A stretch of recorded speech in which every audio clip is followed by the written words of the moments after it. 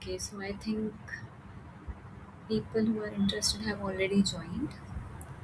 So I think I should start the class.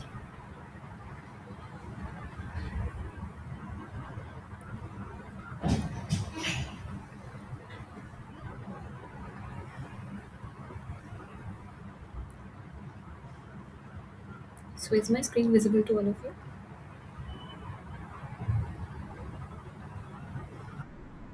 Am I audible?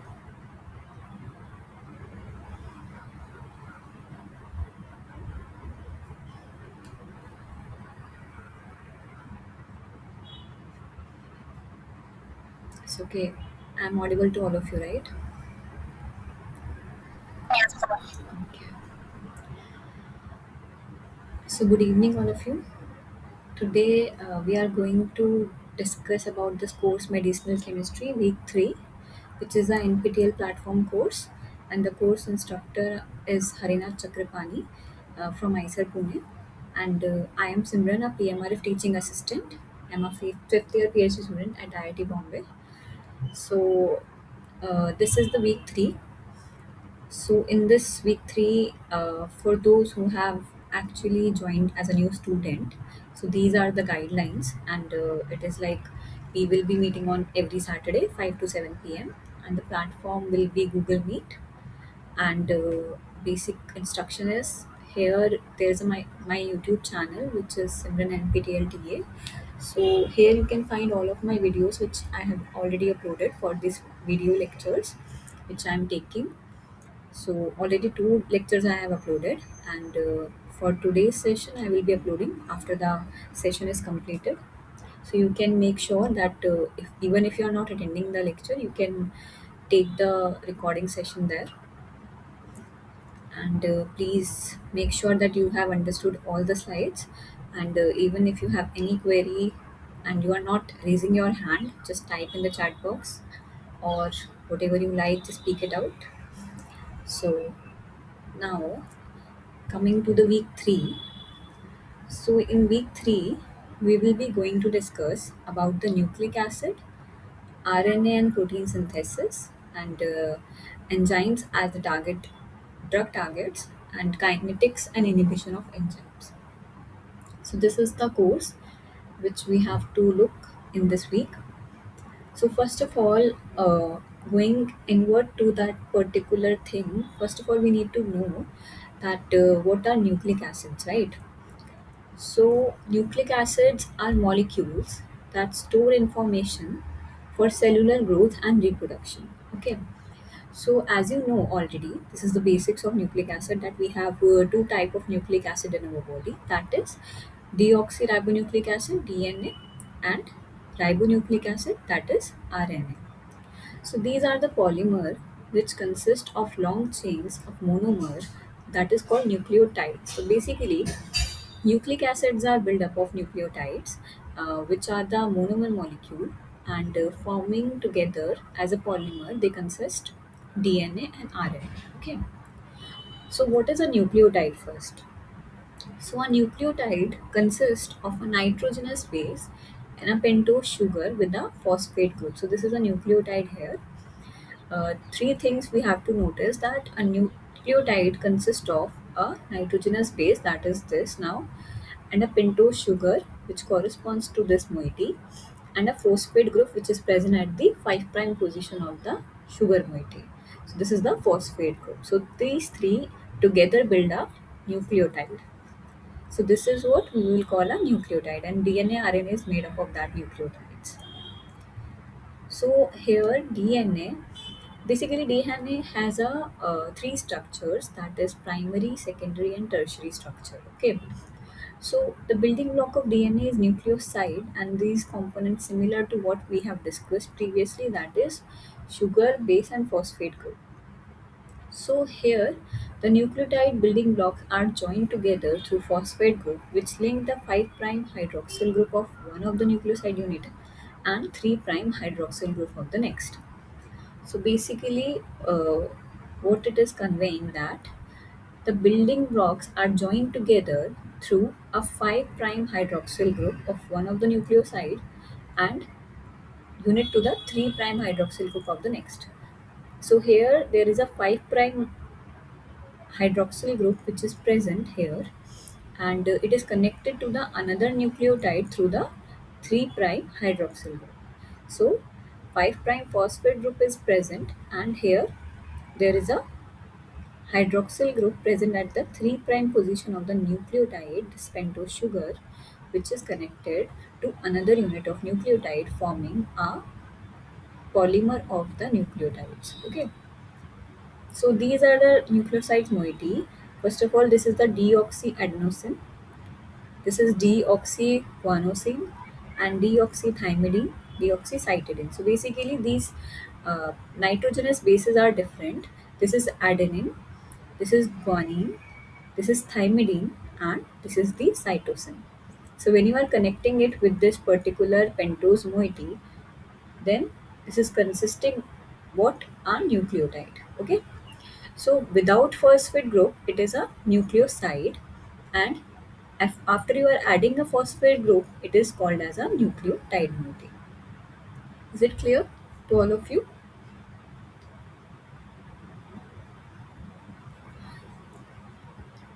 So here we have learned about what is a nucleotide moiety and what is a nucleoside moiety and how they are connected to form DNA and RNA. So now the question is, what is DNA? So many DNA molecules bonded to each other gives a DNA strand. So here is a DNA strand. This is a linear strand as you can see here, and these are the bases, that is thymine, adenine, cytosine, guanine, which are present in DNA. These nitrogenous bases, basically what they do, they bind with each other, and now they are interacting with each other through the hydrogen bond, and that is how they are associating with each other to form a DNA stranded molecule. Someone wants to join, just a second.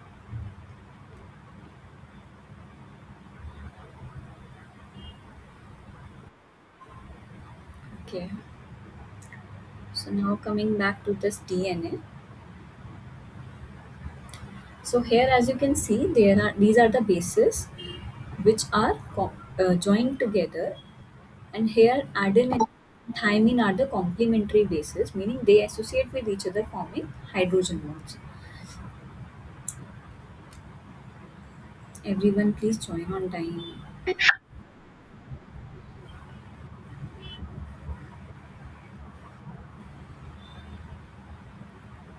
Okay. So now this adenine and thymine bases, these are complementary to each other and they form hydrogen bonds in the DNA standard structure to associate with the DNA. Similarly, cytosine and guanine are complementary. So basically, these bases are very selective for each other. So adenine will form the hydrogen bonds only with thymine, and cytosine will form the hydrogen bonds with guanine. So this is how the typical helix structure is obtained from two DNA strands. So if you see on the primary structure, it is the this kind of scenario, which is the primary structure of DNA having a stranded molecule like this. It is having a hydrogen bonds between the bases, but it is not helical in structure. But when you consider the secondary structure of DNA, this is the structure you might have thought of. That is a helical structure, which is having a helix in the form. How the helix is forming here? Because of these hydrogen bonding that is so effective here, that it leads the stranded single stranded molecule, double stranded molecule of DNA to curve and to get helical in shape. So here this is what DNA has. So now coming to what is RNA. So there is a basic difference between DNA and RNA. So RNA is a polymer of ribonucleotides that are held together by 3 prime to 5 prime. So it is a single stranded molecule rather than a DNA, which is a double stranded molecule in which bases are intact to each other, they are hydrogen bonded to each other, and there is a pi stacking also between them, as you can see here in the alpha helix structure. But in RNA, it is a single stranded species. It doesn't have a it doesn't have a double strand. So it is a nucleic acid that helps in synthesis of proteins. So basically RNA will help in synthesis of proteins in cell membrane. So here this is how the nitrogenous basis looks in RNA. So there is a basic difference between DNA and RNA that here as you can see that uracil is present in RNA as a nitrogenous base, but in DNA, you can clearly see that uracil is not there. It is adenine, thymine, guanine, and cytosine. So, nitrogenous bases, that four nitrogenous bases is present in DNA, but in RNA, the four nitrogenous bases which are present is cytosine, guanine, adenine, and uracil. So these are the nucleobases which are connected to a single stranded molecule, and it is helical in shape. So this is how you can visualize a RNA molecule. So is it clear to all of you how DNA and RNA looks like, how they are different with each other? Is it clear? Any doubt, anything?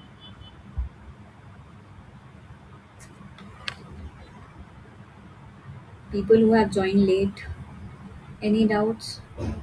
Anything you haven't understood?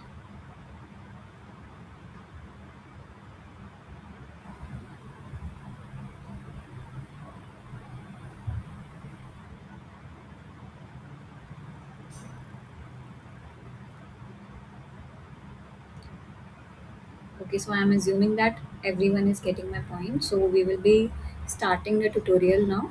So these are the things which I am brushing up so that you can answer very quickly through the questions and understand the concept behind that. So I hope everything is clear to all of you. Okay, so if it is clear, then we'll move forward towards the questions. So question 1 is, which nitrogenous base is present in RNA but absent in DNA? Thymine, cytosine, uracil, or adenine? So now tell me quickly which is the nitrogenous base which is not there in DNA.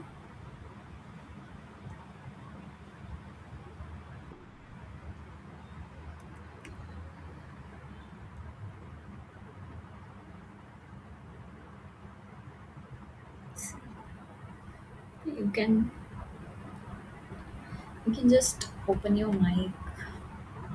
Okay, so C, uracil. Yeah. So as I have already described that uracil is a nitrogenous base which is not present in DNA but is present in RNA. So RNA uses uracil in place of thymine, and uracil pairs with adenine in RNA, whereas thymine pairs with adenine in DNA. So this is the basic difference between RNA and DNA. Okay. So now coming to the question 2, which is the phosphodiester bond in nucleic acids connects two nitrogenous bases, two phosphate groups, sugar and base, 3' hydroxyl group of one sugar, to 5' phosphate group of the next sugar. So which one is the phosphodiester bond connects? What do you think it is?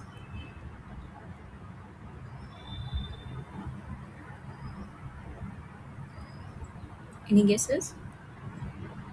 Think about it.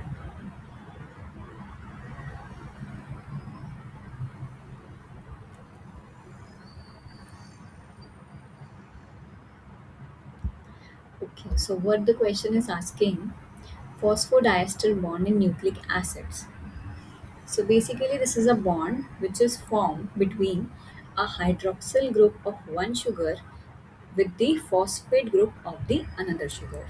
So this is the correct answer is D. So basically, nucleotides having a phosphodiester bond is linked together through a 3' 5' phosphodiester bond, forming a sugar phosphate backbone that gives nucleic acids directionality.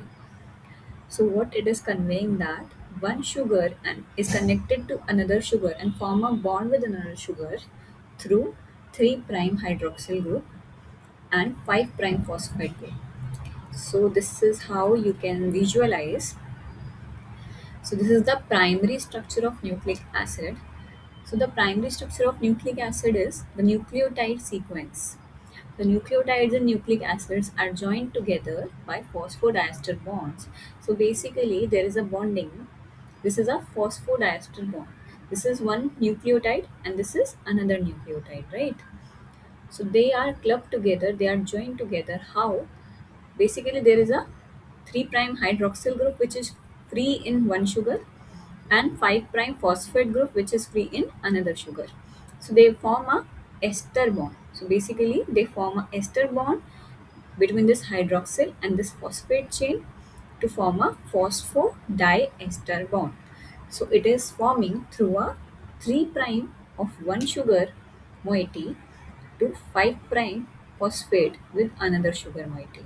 So this is how you can see that there is a phosphodiester bond which is responsible for the stability of primary structure of nucleic acids.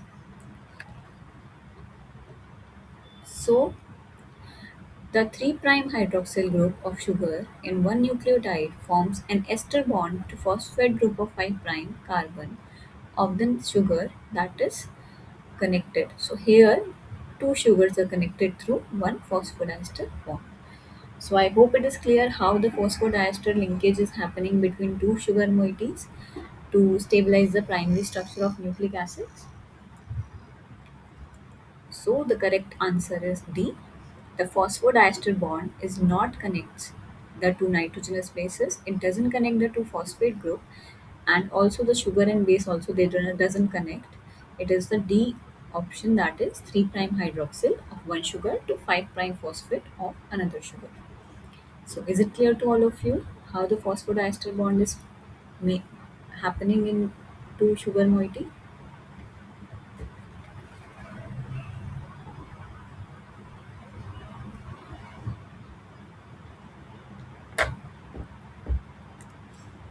Okay, so I hope everything is clear till now.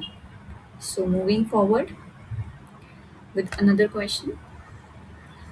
So they are asking RNA is more prone to hydrolysis than DNA because it contains uracil, it is single stranded, it has a 2' OH group, or it lacks hydrogen bonds. So I have already showed you the RNA molecule. So this is the RNA molecule. So you have to answer that how this RNA molecule is more prone to hydrolysis than DNA molecule. So is the answer it contains uracil? Uracil, that is a nitrogenous base which is present in RNA but not in DNA. It is single stranded. It has a 2' hydroxyl group, or it lacks the hydrogen bond. So what do you think is the right answer is?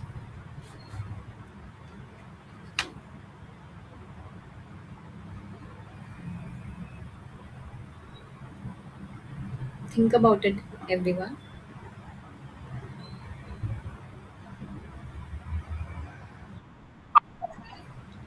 Option C. Yeah, very nice.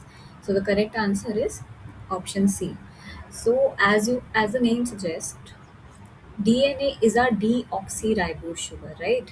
And RNA is ribose sugar. So it has a additional 2' hydroxyl group present in its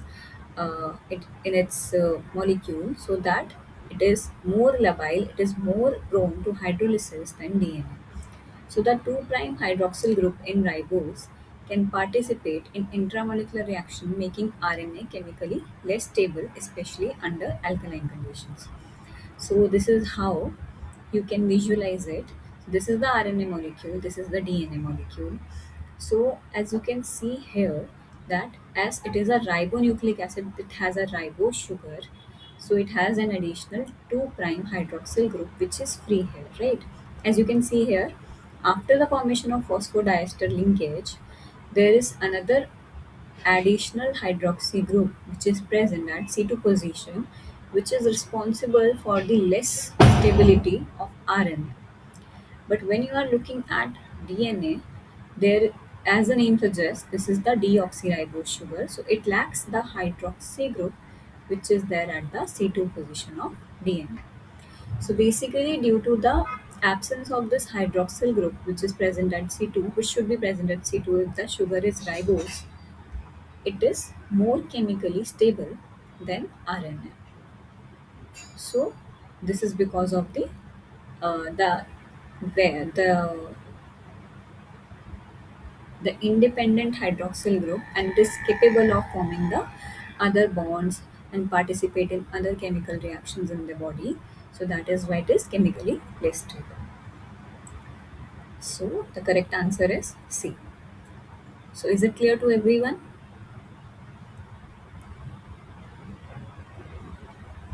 Okay, so if it is clear, then I will be moving to next question. Please ask if anything is not clear, please ask me, right? So this is the again the DNA primary structure. So here first of all we will be learning how the DNA primary structure, secondary structure and tertiary structure are different from each other. Someone wants to join.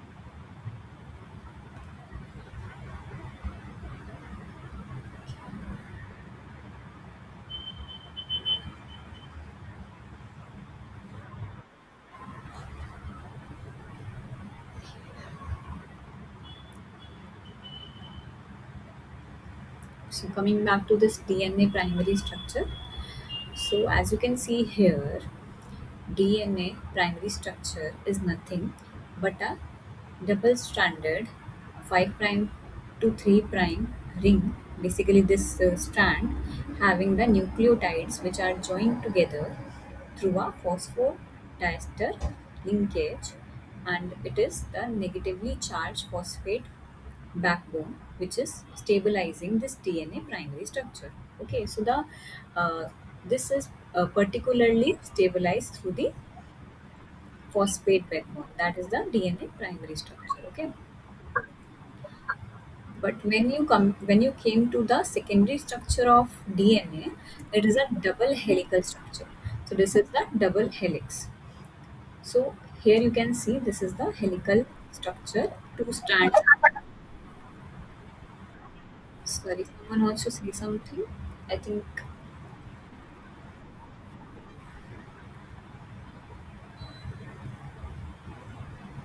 Kirtana, can you please switch off your mic? Thank you.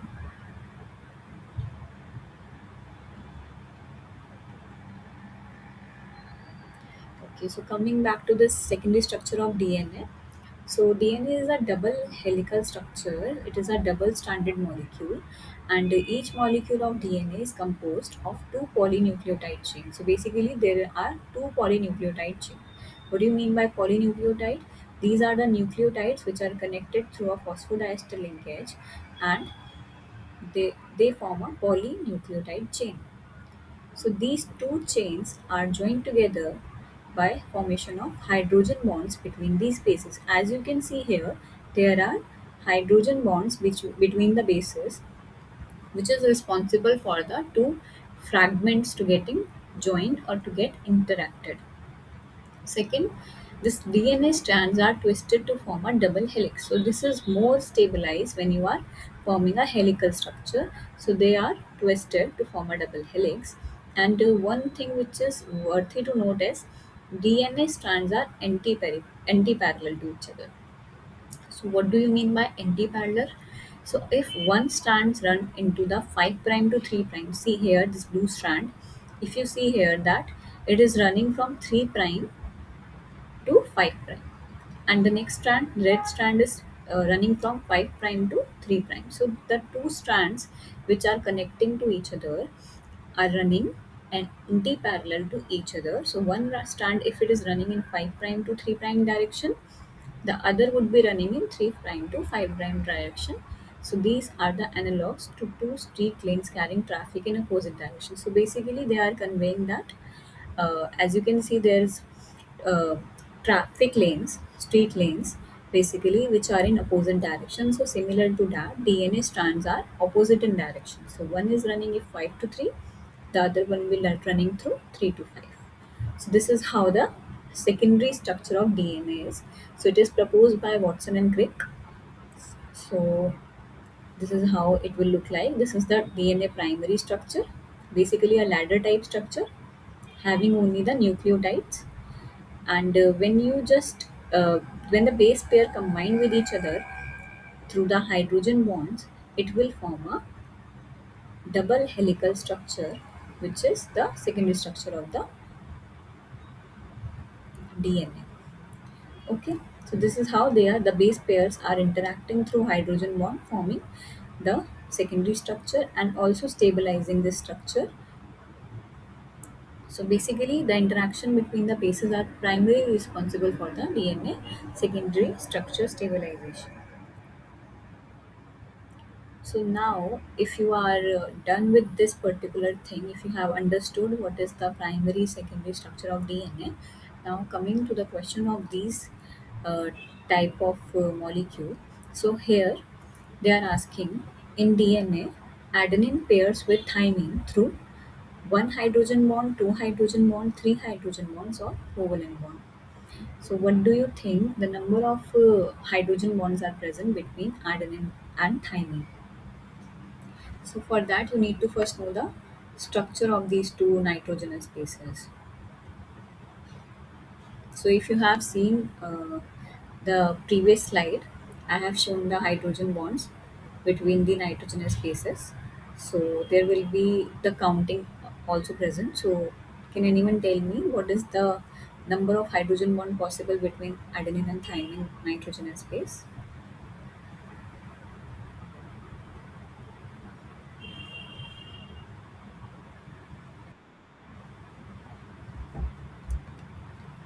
So,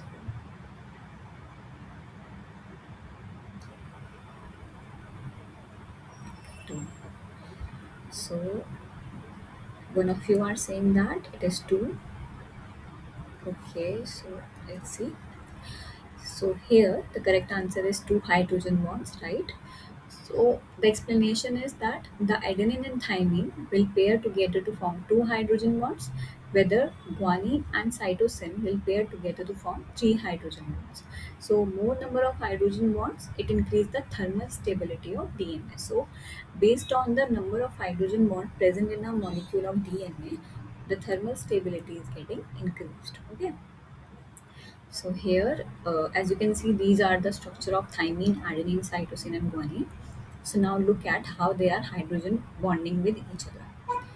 So see clearly, as you can see through the structures, that adenine having the free amine group and also the nitrogen which is present here.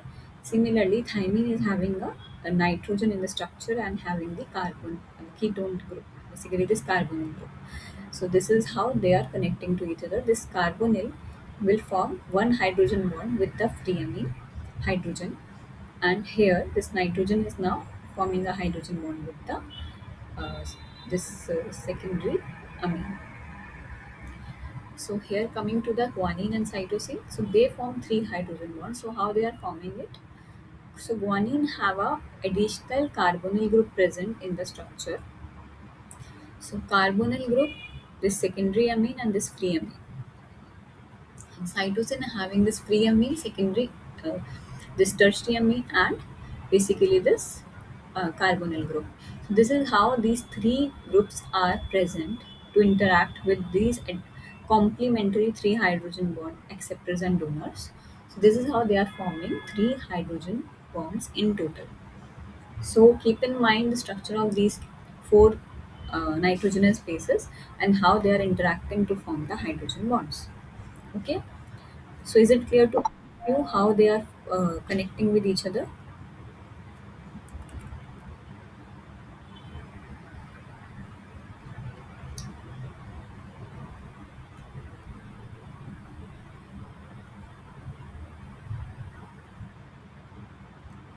So I hope it is clear.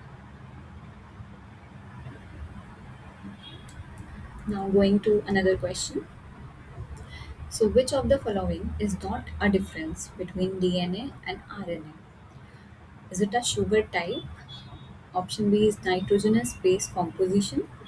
Option C is phosphodiester linkage, or option D secondary structure.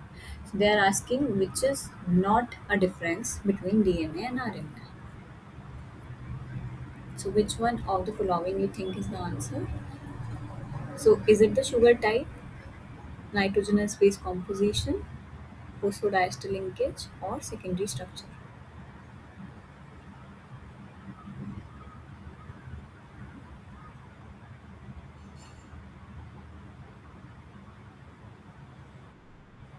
Anyone? Okay, just can you just spell it out, as every time I have to just go back and see your answers. Yeah, C. C, right? Is this the correct answer? So C is the correct answer. That is the phosphodiester linkage. So this phosphodiester linkage is present in both DNA and RNA similarly, but sugar type it is different because as you can see that this is the deoxyribose sugar which is present in DNA and ribose sugar which is present in RNA. Also, the nitrogenous base composition is different in both of them. So, in when we compare the bases, thymine is present in DNA with rather than uracil, and here uracil is present in RNA. And also, their stability and structure is different because the DNA is a double-stranded molecule, whereas RNA is a single-stranded molecule. So, their structures are also different. But one thing which is same is phosphodiester linkage. So both of them is connected. So basically, two sugar molecules are connected with each other. Two nucleotides are connected with each other through a phosphodiester linkage, which is present in both DNA as well as in RNA. So I hope it is clear to all of you the answer. So now see here the structure of DNA, sugar phosphate backbone, and this is how the nitrogenous bases are connected to each other. And basically this is the nucleotide, as I have already explained that if you have the phosphate group connected at the hydroxyl group of the sugar, then it is the nucleotide. If you have if you don't have that phosphate group, instead of that you have this hydroxyl free hydroxyl group present at this 5 prime position, it is the nucleoside. Okay, so now again coming to DNA. So which base pair has three hydrogen bonds?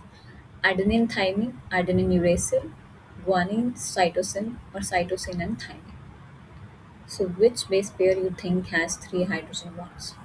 It is again a very straightforward question. So what do you think is the answer?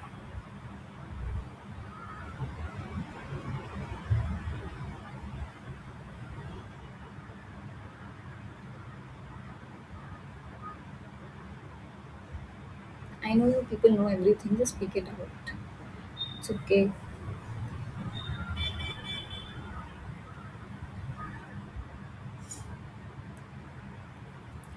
Okay, so if no one wants to answer, then it is the option C, that is guanine and cytosine. So, based on what we have discussed previously, you can expect that guanine and cytosine are the base pairs which forms the three hydrogen bond, making guanine cytosine rich regions more thermally stable than adenine thymine rich regions. Why? Because adenine and thymine are forming two hydrogen bonds together, but guanine and cytosine are forming three hydrogen bonds together. So that is why the DNA region having this G and C bonding pair basically present, that region is more thermally stable than the adenine thymine rich regions of DNA. Okay,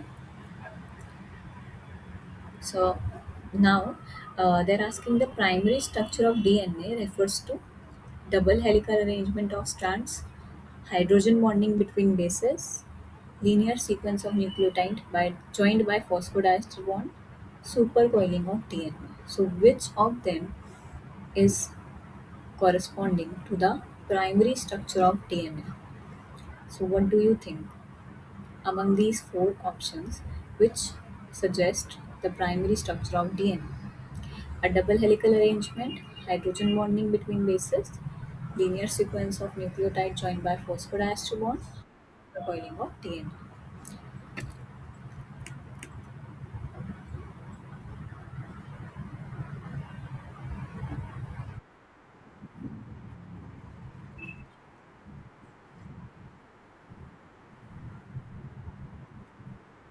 Very nice, Krishna. Option number C. So Krishna is given the answer.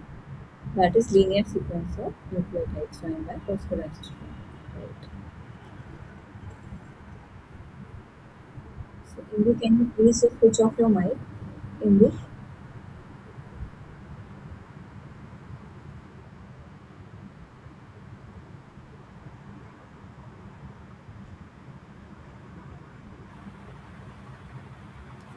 Okay. So coming back to the question, yeah, the correct answer is C, the linear sequence of nucleotide joined by phosphodiesterone bond. So, as I have already mentioned, that DNA primary structure. So, this is the DNA primary structure, and here uh, double helical arrangement is not there. As I have discussed, that double helical arrangement is possible in the secondary structure of DNA. In primary structure, hydrogen bonding between the bases doesn't happen because it is not going to correspond. Like there are two strands, but it is not coordinating with each other in DNA primary structure. So supercoiling of DNA is also not possible because it is not at all interacting with the second strand. Okay. Now coming to this option, that is linear sequence of nucleotide joined by phosphodiester bond. So this is what is present in primary structure of DNA. So this is the polynucleotide chain which is present and joined by a phosphodiester bond. This is the phosphodiester bond as you can see here. So this is the linear arrangement of the nucleotides having the phosphodiester bond with each other. So this is the primary structure of DNA. So correct option is C. So the primary structure of DNA is exact linear order of nucleotide ATGC in a single strand linked by 3' to 5' phosphodiester bonds. It stores the genetic information. So is it clear to all of you what is the primary structure of DNA is?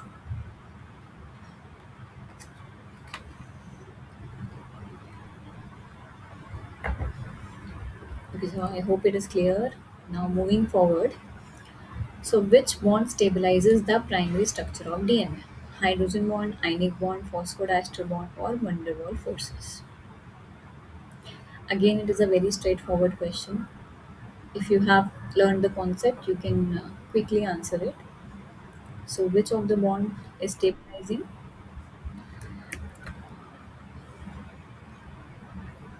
Okay, see, yes, the phosphodiester bond is the stabilizing bond. So, basically, the primary structure is stabilized by the covalent phosphodiester bonds, which are strong and connect nucleotides along the backbone. As you have already seen here, this is the phosphodiester bond, which is connecting the phosphate backbone. So again, coming to the again another question on DNA. So DNA strands have polarity due to the presence of nitrogenous bases, phosphate groups, hydrogen bonding, or 3' hydroxyl and 5' phosphate ends. So see, DNA is polar molecule, right? As it is present in our body, so it is a polar molecule. So how, where come the polarity is being present in DNA? So how come you can say that it is a polar molecule? Is it based on the nitrogen and species? Is it based on phosphate groups? Is it because of the hydrogen bonding? Or is it the 3' hydroxyl and 5' phosphate ends which is present in the phosphodiester linkage? So what do you think is the reason of polarity of DNA?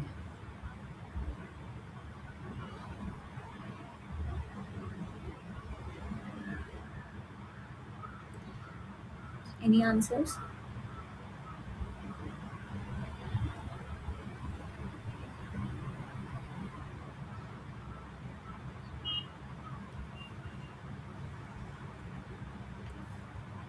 Okay, so the correct answer is C. Why?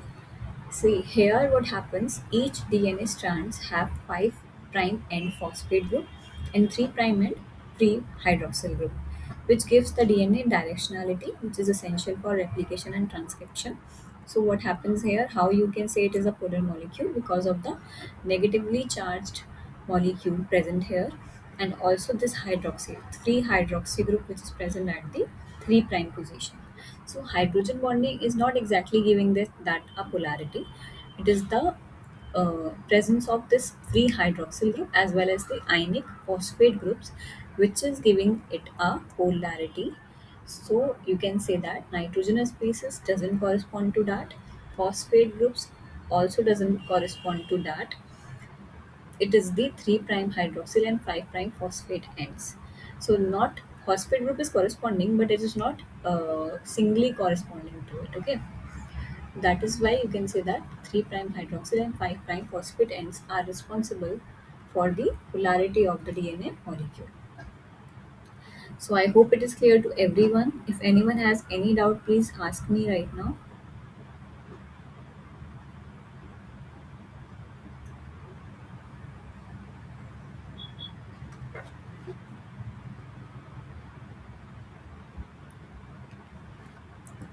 Okay, so if there is no questions, no ambiguity, then I will be moving forward.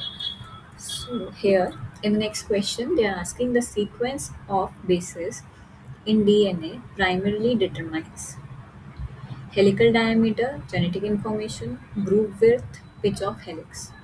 So basically, they are asking the sequence in which the nitrogenous bases are present in DNA primarily determines what a helical diameter, a genetic information, a groove width, or pitch of the helix. So, what do you think it is determining? Any answers, any guesses?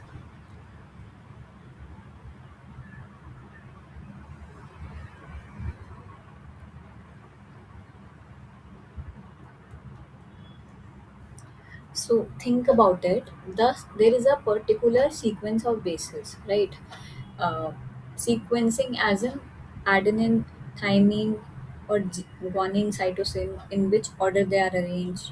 So how many basically, as you can see, if we can project it like that.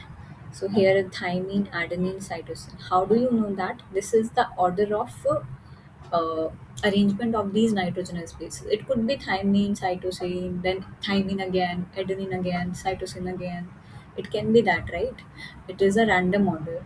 So this is a basically this sequence is not just random sequence. It is primarily responsible for one of the thing that is very important, which is the genetic information.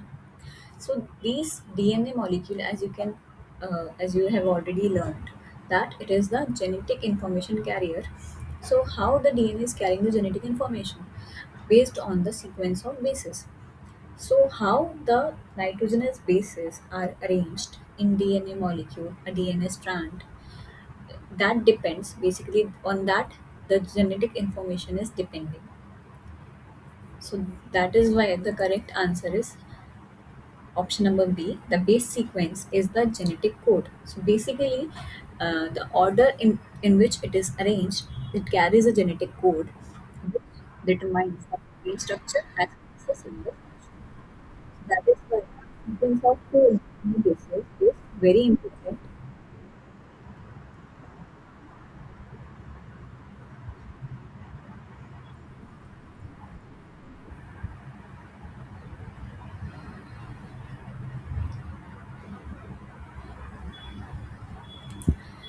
Okay, so I hope it is clear to everyone how the sequence of bases in DNA plays, how it is playing an important role in carrying the genetic information.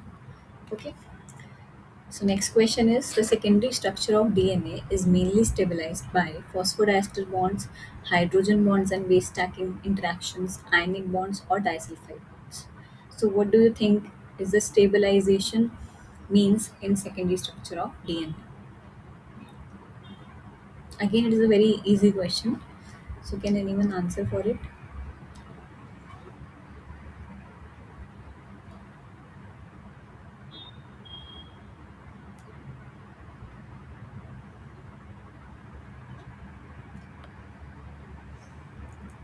One of you please speak, otherwise I will not know how you are getting the tutorial. I mean, I don't know if you are there or just joined the tutorial and left. Okay. option B. Thank you for the answer. So it is the option B which is the correct answer.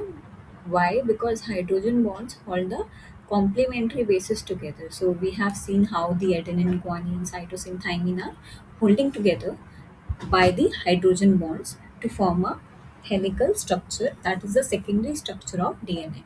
Also the base stacking in pi interactions. How these pi interaction is happening. So as you can see that these are the aromatic chains, right? So these bases have the aromatic chains with them. So this is the aromatic ring. So if they have the aromatic ring and they are stacking in a ladder kind of shape, then it is ladder, right? It is a steps of ladder, which we can broadly speak that it is a steps of the ladder. So this is how they are arranged. So if they are arranged like that, so they can do a pi stacking, which we previously have learned in the previous tutorials. So there is a pi stacking which could be happen between the double bond of one ring with double bond of another ring. So this is also the uh, responsible interactions, which is primarily corresponding for the stability of DNA, secondary structure of DNA. So both of hydrogen bonds as well as base pair stacking, pi stacking is important in stabilizing the DNA molecule. Okay.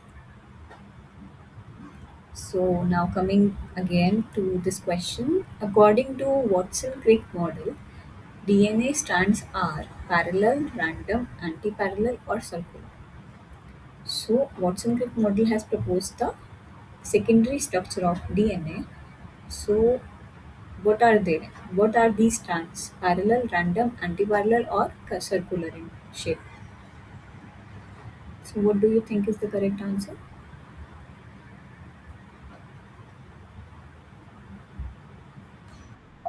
Yeah, it is very simple. It is the anti-parallel. As I have already taught you that DNA strands, the two DNA strands will run opposite direction. So if the direction is opposite, which means that if you have the 5 prime end corresponding to 3 prime end, then the another fragment will be 3 prime end going to 5 prime end. So these are anti-parallel to each other, which allows the correct base pairing and enzymatic activity. Okay. So next question is base stacking interaction in DNA are primarily due to covalent bonding, ionic forces, hydrophobic and pi interaction, or hydrogen bonding. So they are asking base stacking interactions in DNA are primarily due to.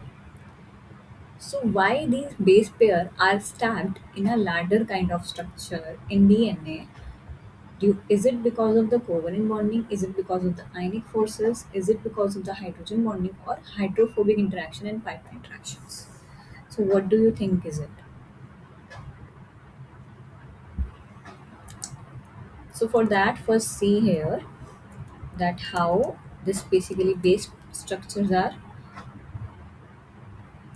Where is that thing? Okay. So here, as you can see, in this particularly ladder kind of structures, they are asking, so which is the base stacking interaction in DNA, which is primarily due to the which of the following interaction. So here, base stacking is happening. Why it is happening? Because here these bases are polar in nature. It has hydrophilic capacity, right? So because these strands, these particularly grayer thing, this is the hydrophobic part. So if they have to interact with each other, they have to be in the as similar to the cell membrane.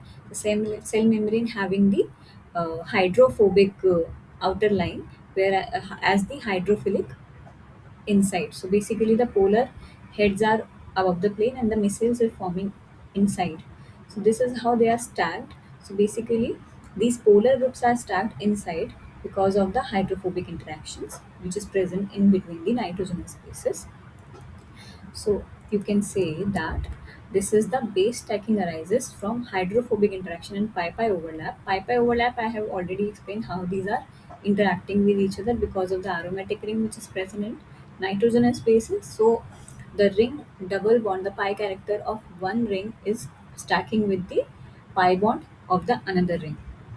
So there is another interaction, that is the hydrophobic interaction, which is also responsible for the stacking interaction in DNA. That is why this contributes to the helix stability, then hydrogen bonding. So basically, this is why they are forming as a helical bond rather than a single double-stranded molecule. So I hope it is clear to everyone. Coming to the next question. So these are the component of DNA. So we have already learned it, that it is a phosphoric acid, purines and pyrimidine bases, and deoxyribose sugar. So these three join together to form a nucleotide. Okay. So now coming to the tertiary structure of DNA. So we have learned about the primary structure, we have learned about the secondary structure, what is the major things, what are the components, what is the interaction, how it is stable. So we have learned everything about primary and secondary till now. Now we are starting with the tertiary structure of DNA. So what is the tertiary structure of DNA? So it is the most common double helix structure, which includes the three form of DNA. So basically, in tertiary structure, the DNA has three form: A, B, and Z form.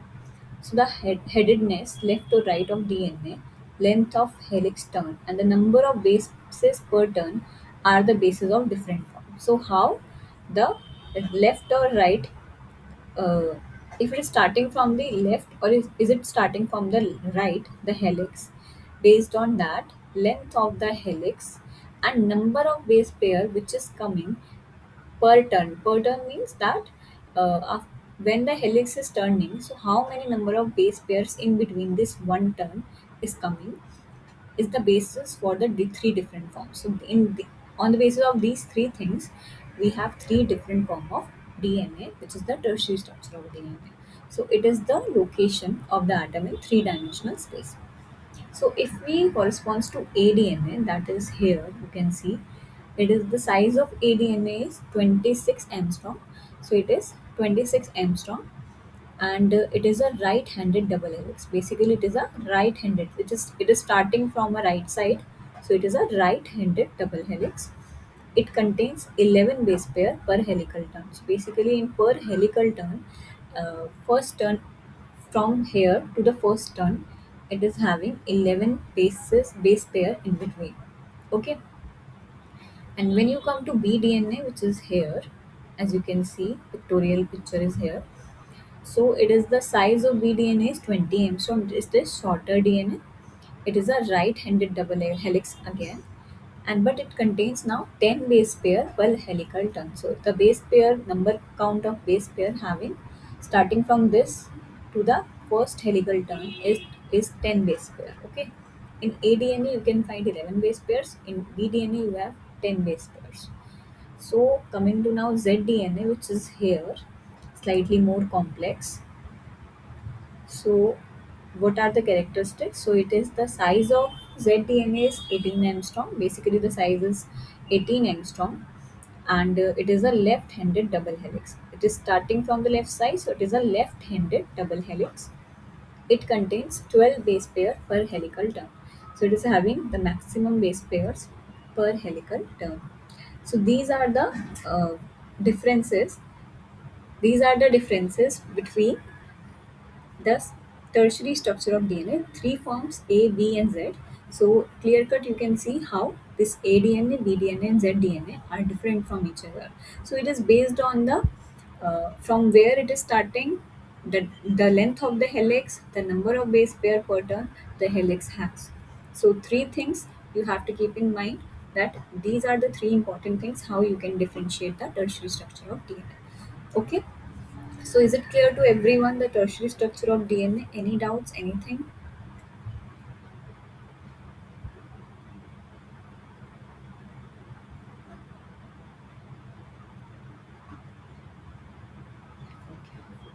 No doubt. Then I will move forward. So there is a term called DNA replication. So till now we have learned about primary structure, secondary structure, and tertiary structure of DNA. Okay. So now we will be seeing that how there is a DNA replication which is happening in our body. So what do you mean by DNA replication? It is a process of producing two identical replica of DNA from one original DNA molecule. So how you are making replicas of DNA from one original strand. So this is the DNA strand. Okay. Now this parent DNA strand will unwind. Basically, it will unwind. Unwind means it will uh, the helix will break. Basically, what it will be calling, like it will unwrap. Basically, it is unwrapped to form these straight chains, and this is the leading strand.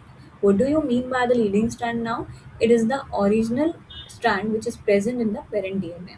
So this is the original strand which is present in the parent DNA, and this is the lagging strand. So it is a leading strand which is forming from 5 prime to 3 prime. This is the lagging strand which is forming from 3 prime to 5 prime, as it is anti-parallel to each other. So now these are the Ozaki fragments. Ozaki fragments means now there is a replica which can be happen from these position. So here if the strand is running from 3 to 5, so the replica will be running from 5 to 3 prime. So now there is another molecule of DNA will be generated in which one of the strand is the parent strand and another strand is the new formation of the DNA strand. Okay, this is the replica basically. So these are the molecules like DNA polymerase. These are the enzymes: polymerase, RNA primer, again helicase, which is responsible for DNA replication. So these are having some sort of activities. So basically, helicase will unwind your DNA strand. DNA polymerase will catalyze basically this reaction of forming a replica. So these are known as semi-conservative DNA replication. So what do you mean by semi-conservative DNA replication? So it is the replication which is happening when one of the strand is the parent strand and another is the replica which is needed. And here also you can see one of the strand is the parent strand and on which we will be building the new strand. Okay. So this is a summary of DNA replication. So what will happen? So we will be seeing it one by one. So first of all, helicases unwind the parental double helix. So this is the parental DNA. Helicases, this is the helicase enzyme which will unwind your parental double helix. It will unwind, it will cleave your, it will push forward your helical double helix. Okay. Then single strand binding proteins stabilize the unwound parental DNA. So these basically these proteins, red color molecules you can see here, these proteins basically stabilize the unwound parental DNA. So now these strands are stabilized by these proteins. Okay, now another thing which is happening is the leading strand is synthesized continuously in the 5 prime to 3 prime direction by DNA polymerase.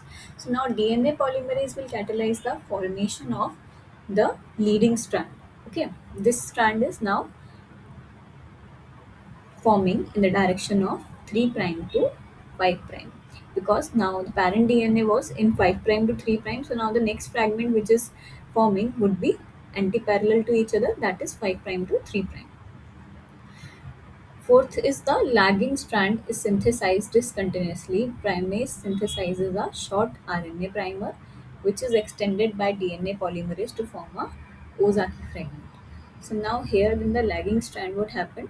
It is discontinuously synthesizes, and this primary primase synthesizes a short RNA primer. This is the RNA primer which is being synthesized and which is extended by DNA polymerase.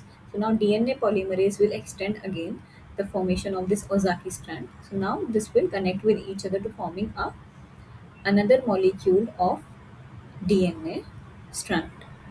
So after the RNA primer is replaced by DNA by another DNA polymerase. So after this primer is replaced by the DNA means the another strand, the next synthesized strand. DNA ligase joins the Ozaki fragments to the growing strand. So basically, first the lagging strand attach the RNA primer. Now this RNA primer, which will be extended the DNA polymerase to form the Ozaki fragment. These are the Ozaki fragments.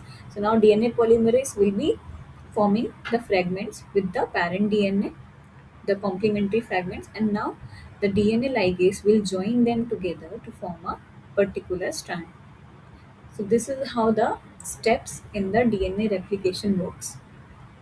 So this is basically the steps which is important in the DNA replication, and these are the enzymes which will catalyze the replication. That is the primase, DNA polymerase, helicase. All of them have different role, and by which they can replicate the parent DNA molecule. So is it clear to all of you how the DNA replication happens, or anyone has any doubt in this?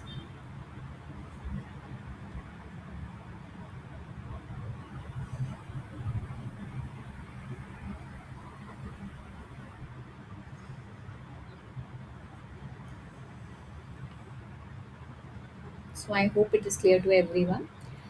Now, the key feature of DNA replication. So I have simplified some of the things here.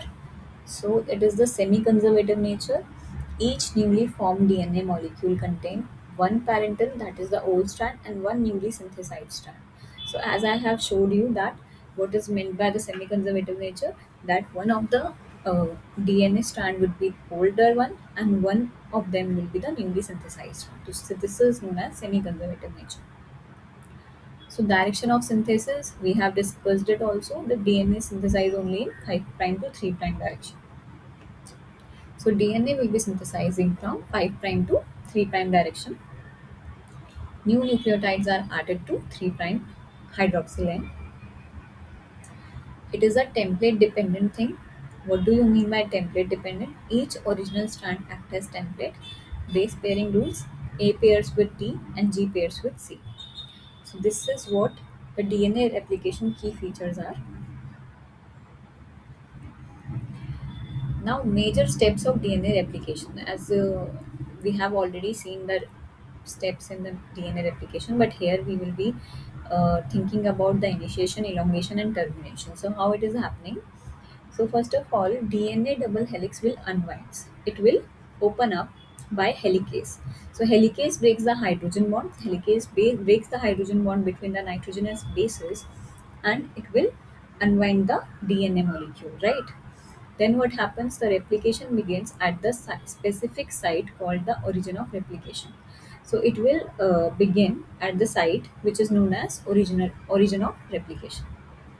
Now in the next step, that is the elongation, DNA polymerase adds nucleotides complementary to templates.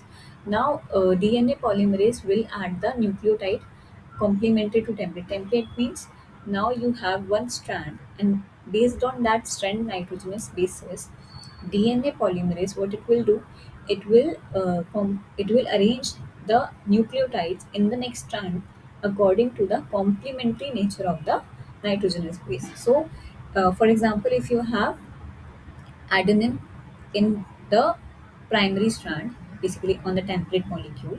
If you have adenine, DNA polymerase will find thymine, and it will complement that particular nitrogenous base with your adenine. So the next strand will be having thymine corresponding to adenine. So who will do it? It is the DNA polymerase which will bind them together in the complementary nature. So two strands are formed: leading strand that is synthesized continuously, but lagging strand that is synthesized discontinuously as Okazaki fragments. So what do you mean by this now? I have showed you that this is the leading strand. This is the leading strand that is continuously being replicated. But this is the lagging strand which is also showing you the particular thing, that is the arrangement of the new synthesized molecule. But what happens that there are Okazaki fragments first which is forming, and after that DNA ligase will join them together. So this is there is a formation of another strand here also, but what happens, it is the discontinuous nature. It is not continuously synthesizing. So first of all, RNA primer will bind here, Okazaki fragments will form, and then the DNA ligase will combine them together to form a DNA replica. Okay, so this is what you have meant by discontinuously synthesized lagging strand. Okay, then you came with this terminology, that is the termination. So what happens? So RNA primers are removed, gaps are filled and DNA ligase joins the Okazaki fragment. So this is how termination happens. So you can see here that RNA primer is removed, Okazaki fragments are combined together by DNA ligase to form the second complementary strand. So this is how DNA replication happens. So are these steps clear to all of you? Anyone has any doubt in the steps in anything?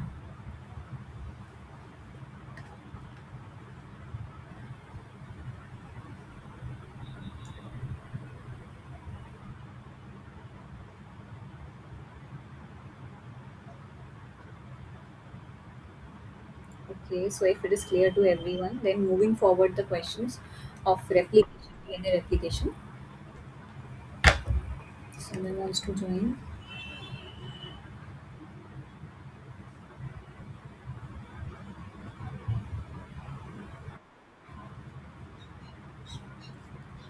Okay. So coming to the question based on the replication. So DNA synthesis always occur in which direction? 3 prime to 5 prime, 5 prime to 3 prime, both directions or random directions. So based on what we have learned till far, so what do you think is the answer is? Which option is correct?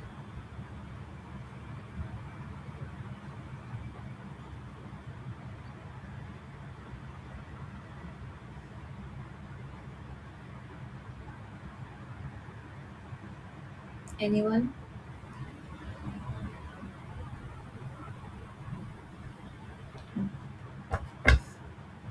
Okay, so coming to the answer is B. As I have already told you that DNA polymerase add the nucleotides only to 3 prime hydroxyl group. So synthesis proceeds with 5 prime to 3 prime. Okay, so DNA synthesis always occur in 5 prime to 3 prime direction. As you can see here, it is the 5 prime to 3 prime. This strand is the leading strand and it is the direction in which the DNA synthesis happen. Okay. Now, next question based on Okazaki fragments. So, it is joined by which enzyme? So, Okazaki fragments are joined together by the enzyme DNA polymerase, RNA primase, DNA ligase, or helicase. So, what do you think is the enzyme responsible for the joining of that fragments?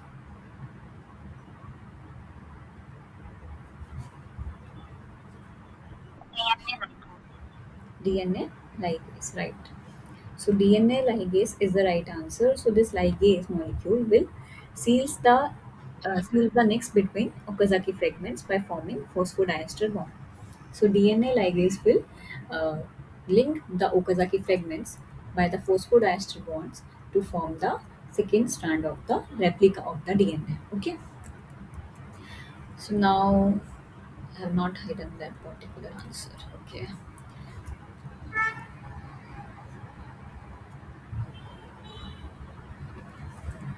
Okay, so the site where DNA replication begins is called replication fork, Okazaki site, origin of replication, or primer site. Again, it is very easy question if you have understood the concept. So, what do you think is the correct answer?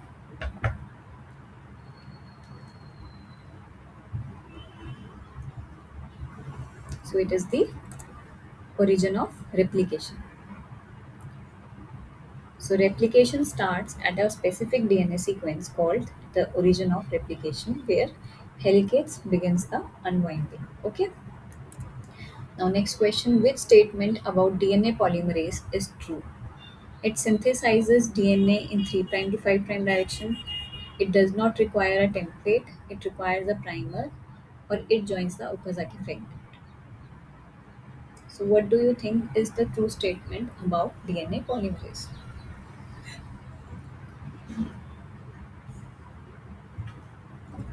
Any one of you wants to answer?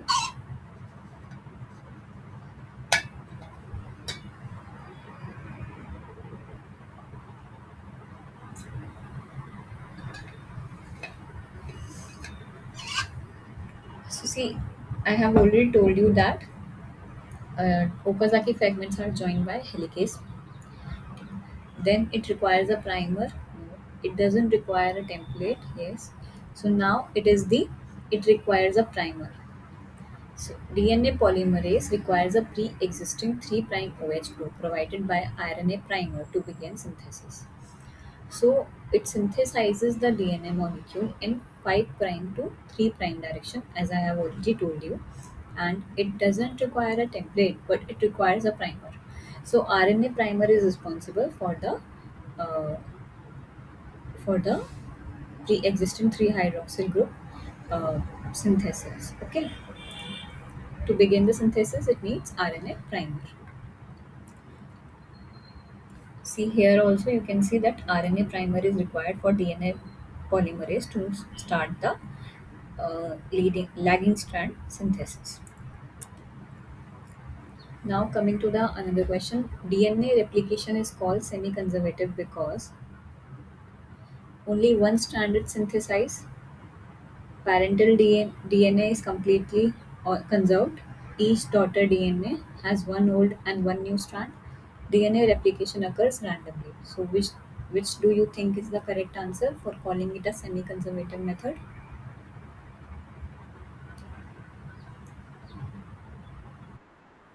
Yes, option C. So in option C, you can see here that each daughter DNA has one old and one new strand.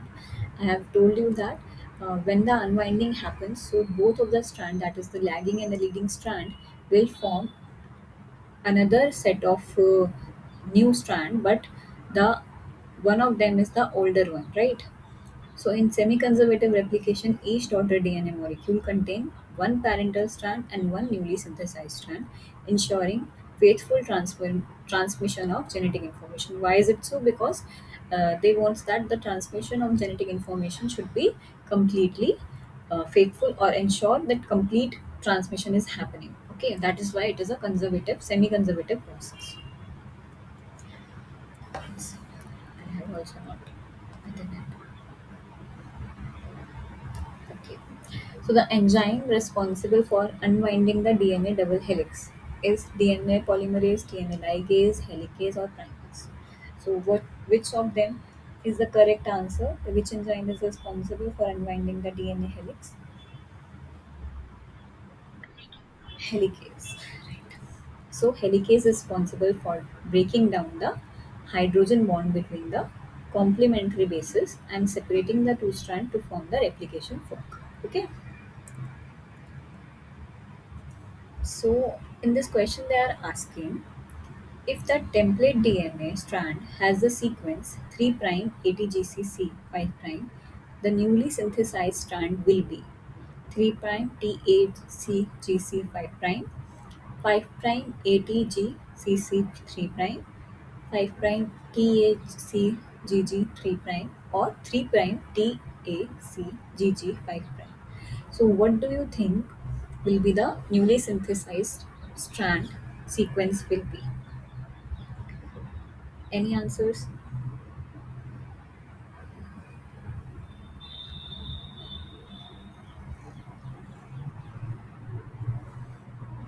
Think about it. Which will be the correct one?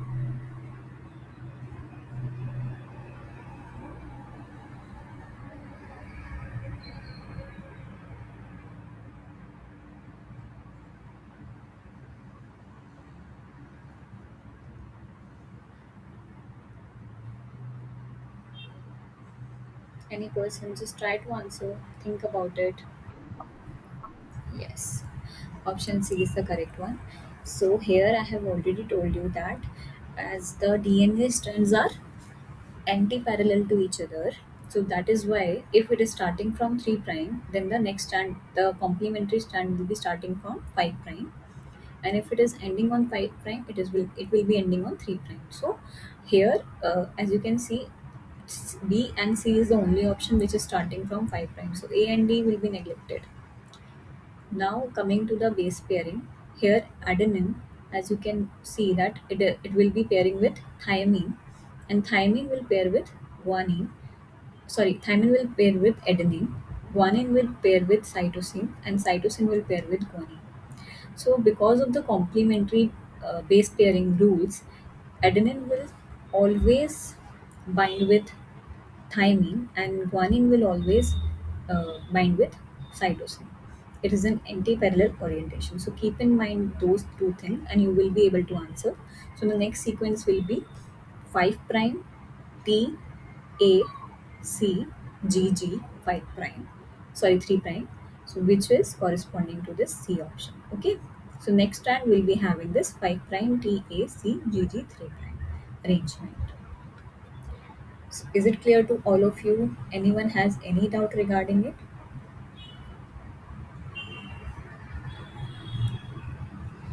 Okay, if not, so coming to this next question. If a DNA template strand is rich in guanine, the corresponding strand will be rich in adenine, thymine, cytosine, or uracil. It is very straightforward. So I should be adding this question in the previous slides, but it is here. So can anyone answer quickly?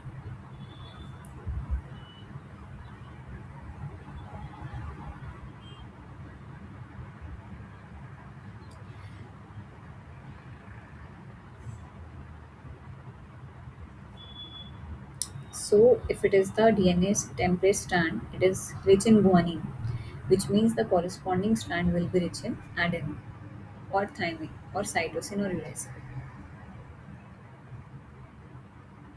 It will be cytosine. Why? We have already seen that guanine pairs specifically with cytosine via 3 hydrogen bonds. Okay. So in DNA, always keep in mind that adenine will pair with thymine and guanine will always pair with cytosine. Okay. Coming to the next question, which feature of DNA templates ensures accurate copying of genetic information? Supercoiling, complementary base pairing, presence of histones, or group formation? So, which feature of DNA template ensures that copying of genetic information will be correct? Is it supercoiling? Is it complementary base pairing? Is it presence of histones or group formation? What do you think is the correct answer?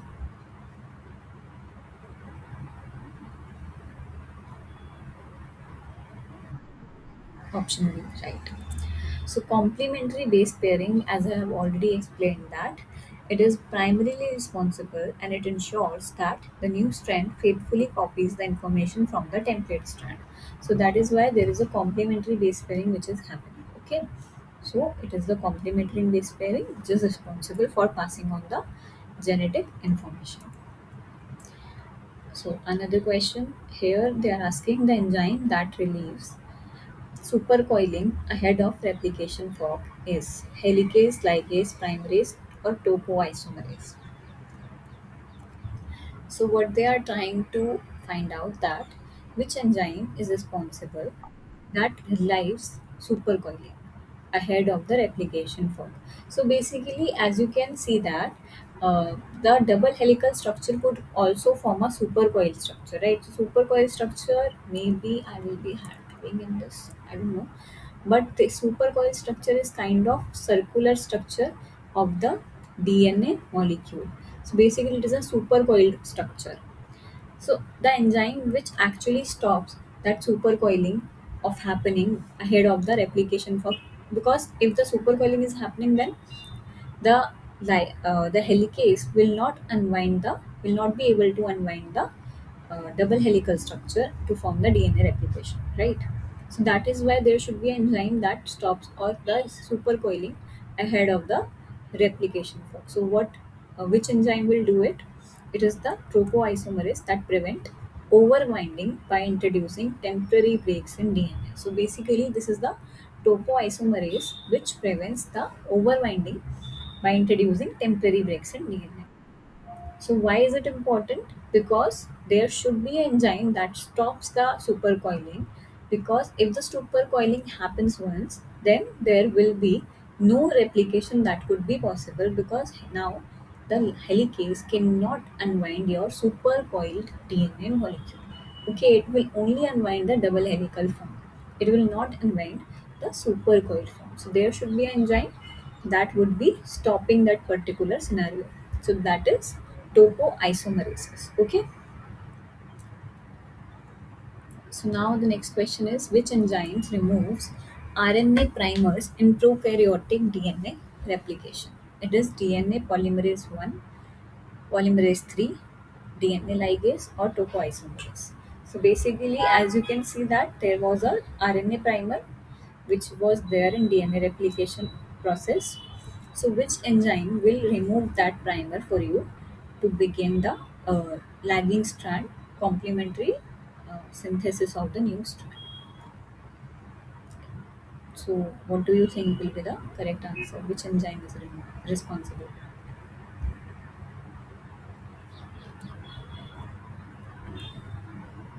So it will be DNA polymerase 1, as it removes RNA primers using its 5' to 3' exonuclease activity and replace them with DNA.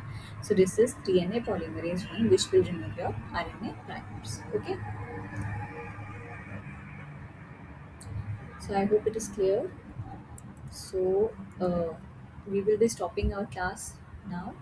So this is the tutorial for today. So this is it. I hope every question, everything is clear to all of you. If you have any doubt, anything, please get back to me in the next tutorial or wherever you find it comfortable. So I'm happy to answer your every question. So these slides will be shared with the shared folder, and also the video tutorial which is there for this tutorial video I will be uploading on the YouTube channel, and I have shared the name of the YouTube channel already. So you can go there and find this video for today, and also for week 1 and week 2 videos are there. You can see it. You can uh, whoever has not attended the lectures, you can attend it there. If anything is not clear, please ask me now. If anything from these slides of today that is not clear.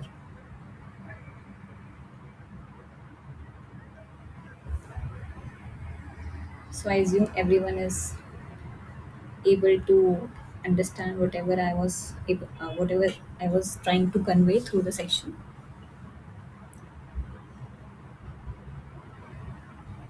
Okay, so if everything is clear, then thank you so much for joining the session, and we will be meeting on next Saturday, 5 p.m. to 7 p.m. And I'm very happy to have your questions in the next session. If you are not at all feeling to ask right now, then you can also ask me in the next session. Okay, so thank you so much. I will be closing the session now. So this is it for week 3 tutorial. Thank you for attending the tutorial.